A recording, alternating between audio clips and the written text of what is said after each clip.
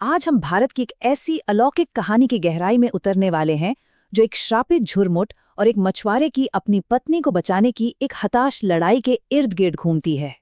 तो हमारी कहानी की शुरुआत होती है एक ऐसी जगह से जिससे लोग सच में खौफ खाते थे। ये एक बांस का झुरमुट था और कहते हैं कि शाम ढलते ही यहाँ से भूतिया फुसफुसाहटें और हंसी की आवाजें आती थीं। अब देखिए, गांव के लोग यूं ही इस रास्ते से नहीं बचते थे। इसके पीछे एक बहुत बड़ी वजह थी। बिशु नाम के एक चोर की कहानी एक भयानक सबूत है इस बात का कि उस झुरमुट में घुसने वालों का हश्र कितना बुरा होता है। और बस यहीं से उस जगह की डरावनी कहानी सबकी जुबान पर चढ़ गई। हुआ ये कि बिशु का लालच उसे सीधा उस झुरमुट में ले गया जहां एक आत्मा ने, जो खुद को मछली की पत्नी बताती थी, उससे अपना बदला लिया। और इस घटना ने उस जगह की जानलेवा पहचान को हमेशा हमेशा के लिए पक्का कर दिया। लेकिन आप जानते हैं, डर हमेशा लोगों को दूर नहीं रख पाता, खासकर जब मजबूरी सिर पर हो। तो अब कहानी में आते हैं हमारे मेन कैरेक्टर्स नबीन और उसकी पत्नी। एक शाम हालात कुछ ऐसे बने कि उन्हें उसी भुतैह रास्ते से गुजरना पड़ा, क्योंकि उनके पास कोई और चारा ही नहीं था। और जैसे ही शाम ढली, उनकी ये यात्रा एक भयानक मोड़ ले लेती है। उन्हें एहसास होता है कि वो वहां अकेले नहीं हैं और बहुत जल्द कुछ अलौकिक ताकतें उन पर हावी होने लगती हैं। जब वो पूरा बवंडर शांत हुआ तो नबीन ने अपनी पत्नी को जमीन पर पाया।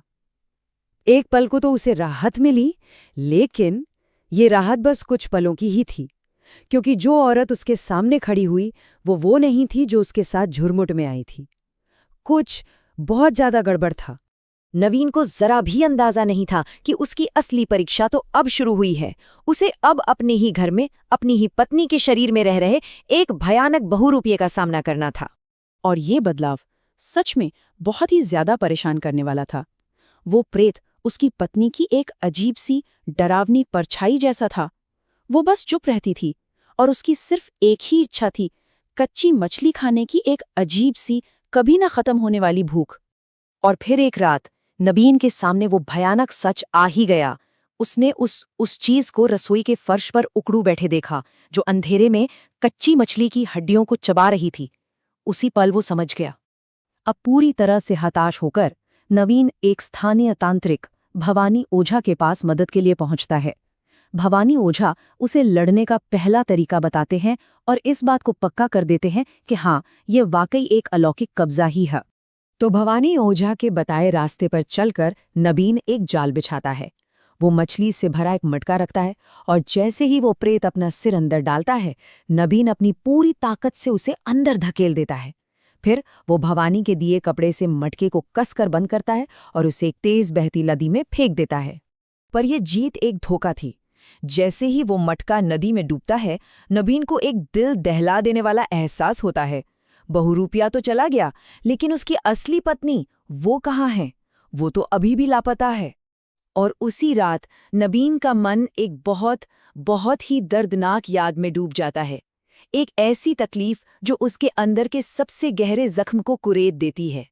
ये एक ऐसा मंजर था जो असलियत और बुरे सपने के बीच की लकीर को पूरी तरह मिटा देता है। ये हमें अतीत की उस त्रासदी को दिखाता है जिसने नवीन को आज इस हाल में लाकर खड़ा कर दिया है। उस बेहद असली लगने वाले सपने में नबीन उस रात को दोबारा जीता है जब सालों पहले उसने अपनी छोटी सी बेटी रूनू को खो दिया था। ये एक ऐसी नाकामी थी जिसके लिए वो खुद को आज तक माफ नहीं कर पाया था। जब वो नींद से जागता है तो वो पूरी तरह से हिला हुआ होता है, लेकिन अब उसके अंदर एक मजबूत इरादा जन्म ले चुका था। वो रूनू को बचाने में एक बार नाकाम हो चुका था। इस बार वो अपनी पत्नी को नहीं खोएगा। और यहीं से कहानी अपने आखिरी पड़ाव पर पहुंचती है। इस बार नबीन अपने इस मजबूत इरादे के साथ सीधे उस मछली भूत से टकराने की तैयारी करता है।